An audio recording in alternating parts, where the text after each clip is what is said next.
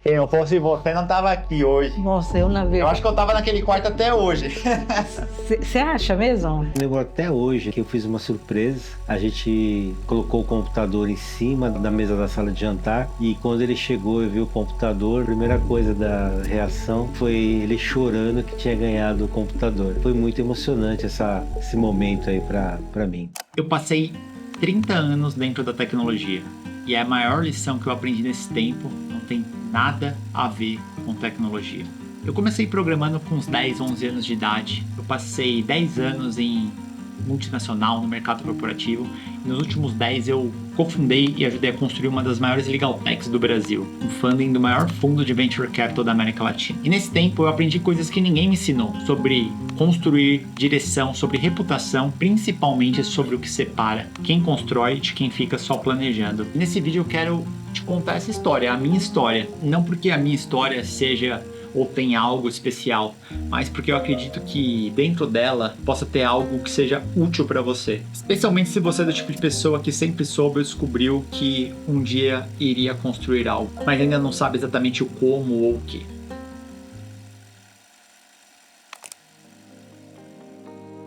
Quando eu tinha uns 10, 11 anos, eu convenci meu pai a comprar um computador. Não era comum ter um computador em casa naquela época, quase 30 anos atrás. Eu queria, sei lá porquê, eu insisti e ele comprou. Cara, num domingo, saindo de uma padaria com ele, eu vi um livro numa banca de jornal, um livro que ensinava a fazer sites, que ensinava HTML.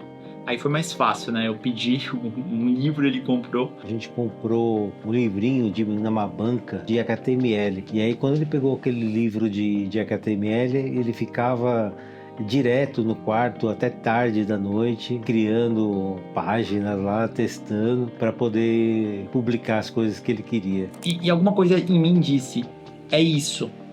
E sei lá, eu comecei a criar sites de tudo que me interessava, cachorro, futebol, jogos, qualquer coisa que aquela criança achasse interessante. E eu não ficava só criando, eu publiquei esses sites. Então eu queria que as pessoas vissem o que eu estava fazendo. E aí eu descobri alguns programas de afiliados que você podia colocar links para esses programas. E foi assim que eu fiz meu primeiro dinheiro na internet. E aí vai a coisa mais importante. E aqui eu quero que você preste atenção porque essa é a primeira lição. Eu não estava pensando em dinheiro, não estava pensando em carreira, eu estava seguindo apenas o meu entusiasmo. E o dinheiro apareceu como consequência. O entusiasmo, ele não é um sentimento vago. O entusiasmo é direção. É a forma de sinalizar para você onde está o seu caminho. Quando você segue ele, as coisas começam a se mover, mesmo que ninguém veja ainda e mesmo que aquilo ainda pareça brincadeira de criança. Só que em algum momento mais tarde, eu perdi esse entusiasmo, eu perdi esse fio. Eu entrei na faculdade de ciência da computação, naturalmente. E simplesmente eu não me identifiquei com nada daquilo. O ambiente me incomodava, as pessoas me incomodavam, a forma de ensinar me incomodava, a linguagem que era ensinada lá naquela época me incomodava, era tudo me incomodava. E aí depois de um tempo eu vazei, saí fora porque não estava fazendo sentido nenhum pra mim. Eu arrumei um trabalho fora da área, sei lá, pela primeira vez na minha vida eu senti uma coisa estranha. Aquela sensação de estar andando assim, sabe, sem direção, meio que sem rumo, meio perdidão. Sei lá, eu ainda mexia com tecnologia às vezes, mas já não era o mesmo, deixei muito de lado. E agora olhando de trás pra frente eu sei o que estava acontecendo, mas de uma forma muito clara. Eu havia me desconectado do meu entusiasmo, que eu acabei de te falar. Quando você se desconecta do entusiasmo, você não para de se movimentar, você continua ocupando o seu tempo, mas parece que você começa a andar meio que em círculos. Isso acontece com muita gente que eu conheço, especialmente com bons programadores. Tipo, você sabe fazer, só não sabe mais pra que fazer. E aí foi nessa época que aconteceu uma conversa que eu nunca mais esqueci. Estava em casa, sem rumo, vivendo do seguro-desemprego do primeiro trabalho fora da área que não tinha nada a ver, estudando, né, ocupando meu tempo, mas um dia minha mãe entrou no quarto e ela foi muito direta. Aquilo me pegou de surpresa, assim, foi duro, mas foi necessário. A minha mãe entrou e falou, eu não quero saber o que você vai fazer, eu não quero saber se é música que você gosta, se é computação, se é sei lá o que, mas você vai sair desse quarto, você vai procurar construir a sua vida. Lembro muito bem desse dia. Eu já vinha observando o Rodrigo há um bom tempo e já estava ficando incomodada com aquela situação. Queria que ele tomasse uma decisão. Ele tinha entrado na faculdade, achou que não era aquilo que ele queria para a vida dele. A gente aceitou e aí ele decidiu que ia fazer um curso de Java e estava aguardando. Só que esse curso não saía a turma. Enquanto isso, o Rodrigo estava lá no videogame, na guitarra, no violão, no videogame, na televisão, ia para a sala, ia para o quarto. Aquela situação ali, eu falei, não, eu acho que está na hora de levar a vida um pouco mais a sério. E foi então que eu falei, Rodrigo, pensa bem o que você quer da vida, se é a música que é a sua vida, porque ele gostava muito de tocar, o Rodrigo sempre gostou muito de tocar, vai fazer uma faculdade de música, mas vai, saia dessa situação, você precisa sair. Já tinha 18 anos, mais de 18 anos, precisava sair, precisava fazer alguma coisa. Eu achei que ele precisava, né? E foi assim, daí ele pensou, eu não lembro a reação do Rodrigo naquele momento, mas eu só sei que ele foi, o curso tinha saído, porque o curso dependia de participantes, e por sorte, naquele momento, o curso saiu, e aí ele fez o curso, e daí em diante eu não precisei mais falar nada para ele, e ele seguiu a vida dele até hoje. Então, aquele momento foi necessário, porque às vezes a gente precisa de alguém que ama a gente o suficiente para dizer a verdade. E, como eu disse, a verdade era simples. Ficar parado ali não era uma boa opção. Eu precisava escolher. Tem algo que eu aprendi com isso que vai além da minha história. As pessoas que chegam longe raramente chegam sozinhas. Raramente alguém vai construir algo grande sozinho. Sempre tem alguém no caminho que fala uma coisa que muda a trajetória. Às vezes pode ser um pai que vai comprar um computador, um livro numa banca de jornal, ou às vezes é uma mãe que entra no quarto e confronta de verdade. Preste atenção nessas pessoas na sua vida. Depois daquela conversa, algo mudou fortemente em mim. Eu decidi voltar para a tecnologia, mas dessa vez com uma intensidade completamente diferente. Eu foquei em cursos, livros, lógica de programação, linguagem de programação.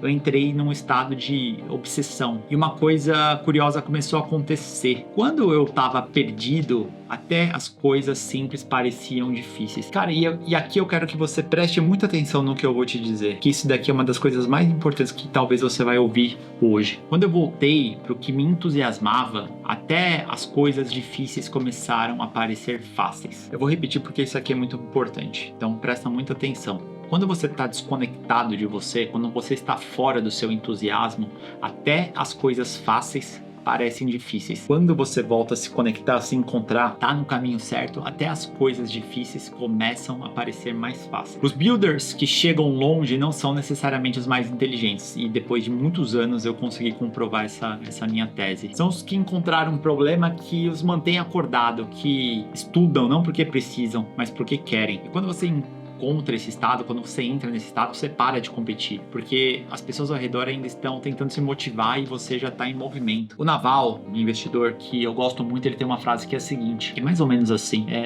você deveria escolher algo que para você parece diversão, enquanto para os outros parece trabalho. Isso vai ser uma das suas vantagens injustas, né? Como a gente chama, suas unfair advantages. Com essa intensidade, eu consegui a minha primeira oportunidade. Então, foi um estágio, eu ganhava cerca de R$700 por mês. E sei lá, né, pra muita gente aquilo parecia pouco. R$700 há muitos anos atrás era outro valor, né? Mas pra mim significava uma coisa muito específica. Eu estava dentro do jogo. E o jogo era diferente de tudo o que eu tinha feito antes. Com o tempo, eu fui crescendo de estágio pra júnior, de júnior pra pleno. Cara, trabalhei em sistemas complexos, integração bancária, infraestrutura de grande escala. Eu sempre gostei de estar envolvido em projetos que tivessem uma certa complexidade operacional, que fizesse com que eu exercitasse e desafiasse o meu cérebro e resolvesse aquele problema usando a tecnologia como o meio. E num desses projetos eu trabalhei em grande parte do sistema de inspeção veicular aqui do estado de São Paulo. Com 20 e poucos anos, eu havia desenvolvido um sistema de pagamento, geração de adesivo de aprovação e outros módulos e eu pensava, fui eu. Tem uma coisa que eu lembro até hoje, assim. Eu entrava num carro, via aquele adesivo colado no para-brisa e sabia que eu tinha feito aquilo. 7 milhões de veículos. Software não é código, software é mundo real. 7 milhões de veículos em São Paulo, todos passando por um sistema que eu havia construído. Isso não é vaidade, é o que acontece quando a tecnologia encontra um problema real, uma motivação e com uma pessoa e um time e uma empresa com entusiasmo por trás. E é esse contato com sistemas reais, com escala, com responsabilidade real que forma um programador de verdade. Cara, tem uma armadilha que eu vejo muito hoje. Programadores esperando a oportunidade perfeita, o projeto certo, a empresa certa, o salário certo. Mas o que te forma não é a condição perfeita, é o contato com a realidade. É você estar em campo ali, né? Você está dentro da empresa. E essa realidade só vem quando você entra, mesmo que seja por uma porta pequena. Com o tempo, a inquietação voltou. Eu queria construir as minhas coisas. Então eu comecei.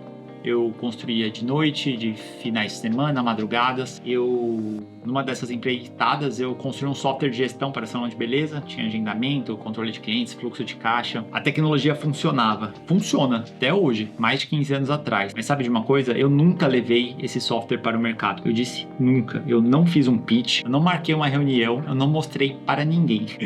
A não ser minha família, meus amigos, minha esposa, na época minha namorada. E não foi por falta de tempo não, cara. Foi por medo. Eu não sabia como vender. Achava que, sei lá, nem tinha nascido para vender. Achava que vender era um dom. Sabia como conseguir uma reunião, sabia como fazer alguém enxergar valor do que eu tinha feito, do que eu tinha nas mãos. Então o sistema ficou parado lá, funcionando completo, guardado. E tá guardado até hoje. Mais de 15 anos depois, esse software ainda existe no meu computador. E esse é um dos padrões mais comuns que eu já vi em programadores. A gente é excelente em construir, mas quando chega a hora de levar aquilo para mercado, existe uma barreira. E aí tem um aprendizado. Construir produto e tecnologia e construir negócio são habilidades completamente diferentes. E você precisa das duas. Ou de um sócio que tem o que você não tem. Guarde essa informação, porque essa percepção vai aparecer de novo mais pra frente nessa história. Em algum momento eu tomei uma decisão, focar na carreira, esqueci essa coisa de empreender, falei, cara, isso aqui não é pra mim.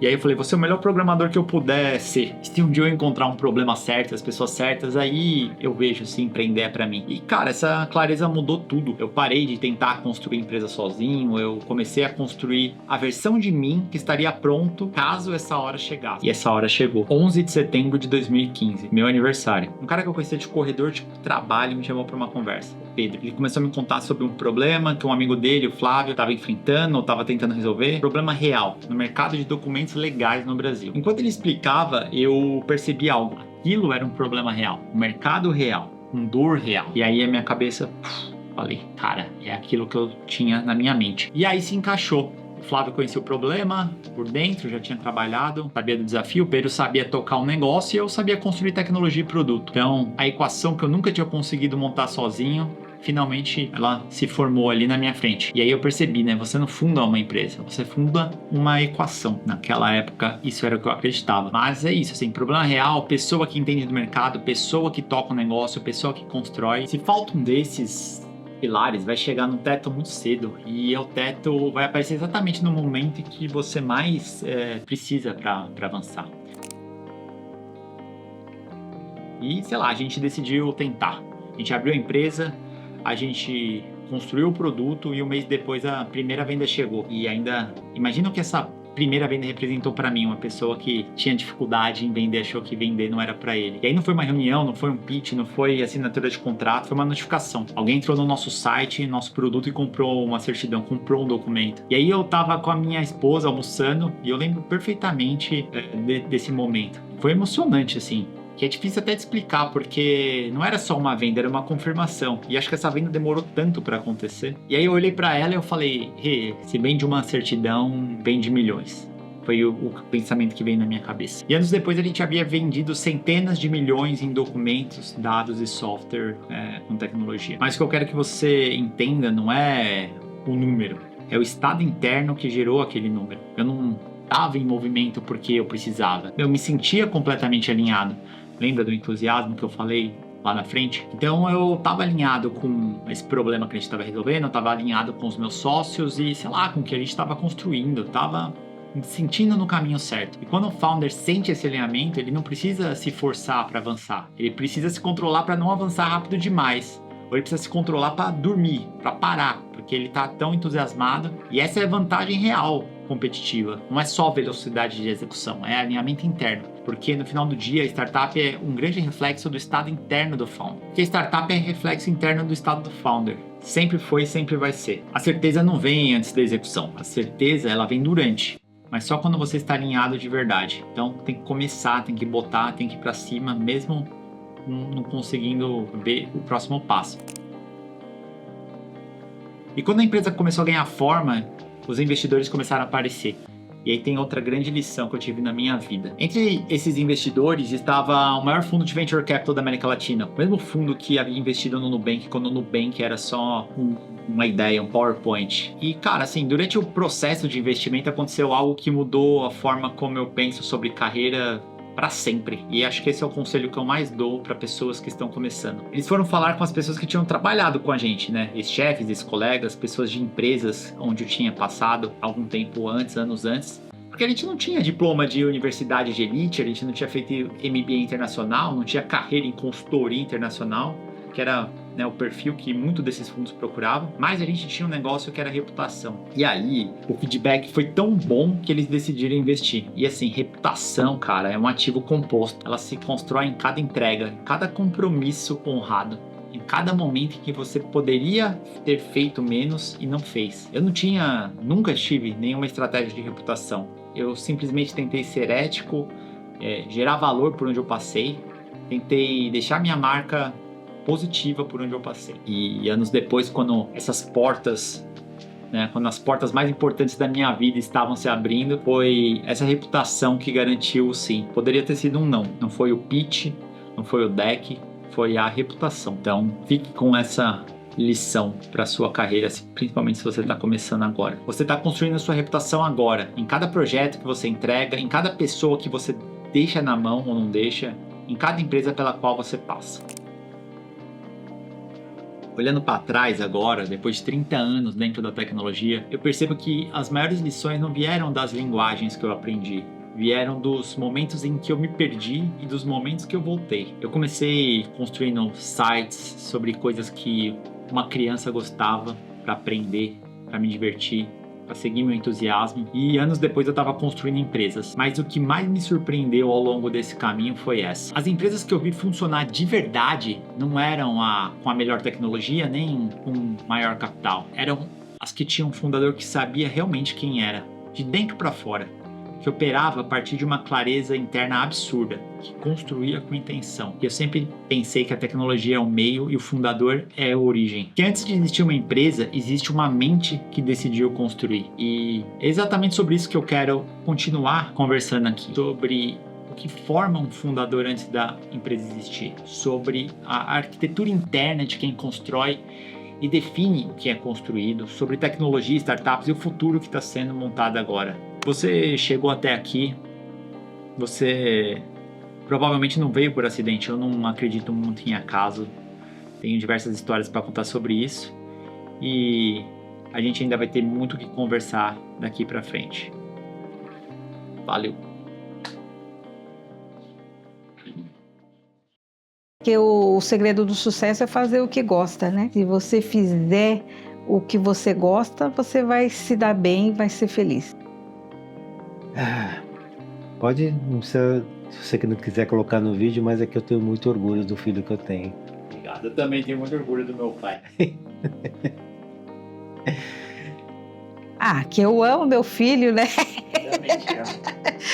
Ai, meu Deus, eu tenho muito orgulho. Eu também tenho muito orgulho de você, mãe, dos meus pais. Se não fossem vocês, eu não tava aqui.